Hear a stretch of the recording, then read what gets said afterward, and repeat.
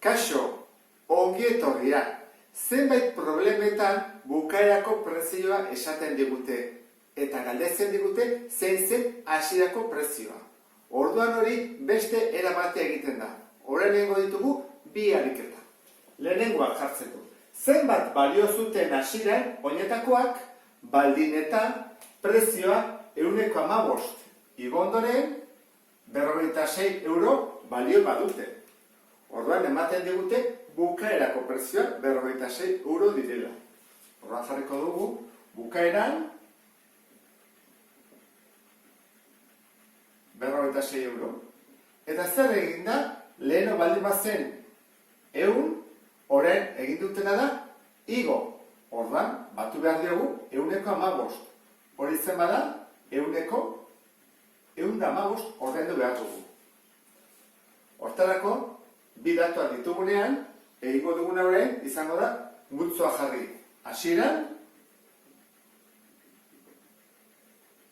eta bukaeran.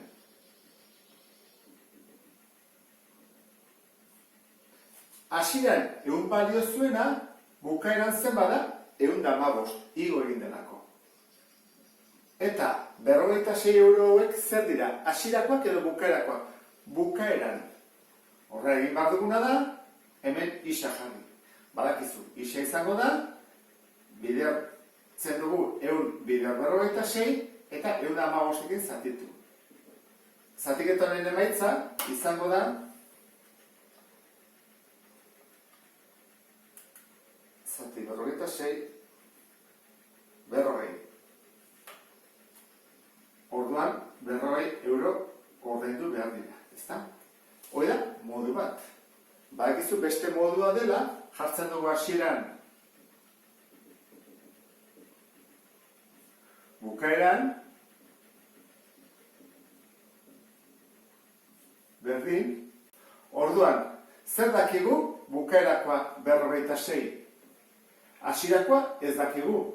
Eta zerrekin bidertu behar dugu? 115 zati 100 da 1,15. Hora beste modua oso azkar egitekoa. Horran egiten da, isa izango da, 56 zati 1,15. Baita ere atatzen direla 40 euro.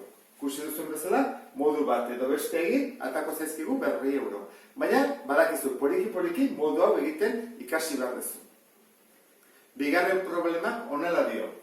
Kalkulatu liburu baten hasierako prezioa, baldin eta prezioa 106 jaitsi ondoren, 48,75 euro balio badu. Orduan, hemen ere ez dakigu hasierako prezioa, dakigu bukaerakoa. Orduan, bukaeran, ordaindu ditugu, 48,75 euro. Eta zein digute jaitsi prezioa. Orduan, leheno, 100 zena, kendu behar dugu 106. Eta gelditzen zaizkigu, 184. Orduan, bi datu hau jakinda, hasiko gera. Hasieran eta bukaeran. Orduan, hasieran baldin baziren 100, bukaeran, ordaindu behar ditugu 84. Horren, prezio hau, zer da liburuarena? Hasierakoa edo bukaerakoa? Bukaerakoa, horra jarriko dugu, bukaeran azpian. 48,75. Eta hemen, isa. Isa nola kalkulatzen da, egiten da. Guruz biderketa, 48,75 bider 100, eta zatitu bat dugu, 84. Orduan, hortako kalkulagoia dugu.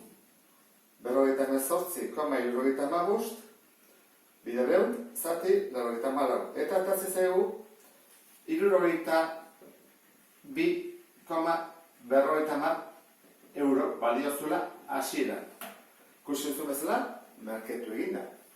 Eta zen da bigarren modua? Jarriko dugu berdin. Hasieran, bukaeran, eta berdin. Zer dakigu bukaerako prezioa? 48,75. Bider jartzen du hemen, hasierakoa badakigu ez. Eta zerkin bidertu behar da? Ba honekin 0,74kin. 0,74 horra izango da. 48,75 zatitzen pasatzen delako 0,84. Egiten badugu zatiketan, atako zaigu berriro prezio berdina. Eta honekin hasierako prezioak kalkulatzen jakingo duzulakoan, ba beste bat arte, agur!